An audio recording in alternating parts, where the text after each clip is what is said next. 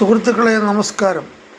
കഴിഞ്ഞ നിയമസഭാ തെരഞ്ഞെടുപ്പിൽ കേരളത്തിൽ ഏറ്റവും കൂടുതൽ ഭൂരിപക്ഷത്തോടു കൂടി ജയിച്ച ഒരു വ്യക്തിയാണ് നമ്മുടെ ശൈലജ ടീച്ചർ.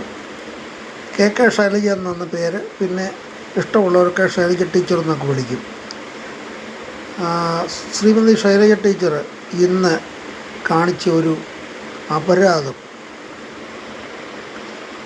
പല കോടതികൾ വിധിച്ച്, വർഷങ്ങൾക്ക് മുമ്പ് ഒരു ആളിൻ്റെ കാല് വെട്ടിയ കേസ് വിധിച്ച് അവർക്ക് സുപ്രീം കോടതി ഇപ്പം ഒരു നിവൃത്തിയില്ലാത്ത കാരണം അവരെ ജയിലിലേക്ക് അടയ്ക്കാനായിട്ട് പറഞ്ഞു. അവരെ ജയിലിലടയ്ക്കാനായിട്ട് കൊണ്ടുപോകുന്ന സമയത്ത് അവരെ യാത്രയയപ്പ് നടത്തി കൊടുത്ത ഒരു MLA ആണ് ശൈലജ ടീച്ചർ. ഏതായാലും ഭാഗ്യത്തിന് പിണറായി വിജയൻ തന്നെ മുഖ്യമന്ത്രി നന്നായി. ഈ ശൈലജ ടീച്ചറൊക്കെ മുഖ്യമന്ത്രിയായിരുന്നെങ്കിൽ ഇതിനെക്കാട്ടി ഗതികേടായിരുന്നു. കാര്യം ഇവർക്കൊന്നും ഇവരുടെയൊക്കെ നിലപാടെന്തുവാ, ഇവരുടെ മുഖഭാവവും അകത്തെ ഭാവവും വളരെ വ്യത്യാസമാണ്.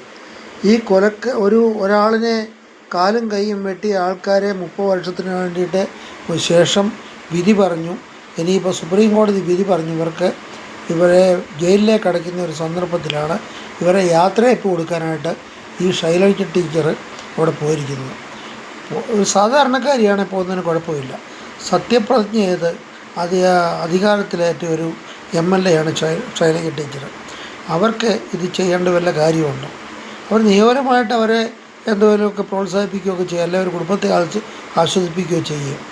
ഈ ക്രിമിനലുകളെ വിടാനായിട്ട് ഇവർ പോകേണ്ട ഒരു കാര്യവുമില്ലായിരുന്നു എന്നാണ് എൻ്റെ അഭിപ്രായം.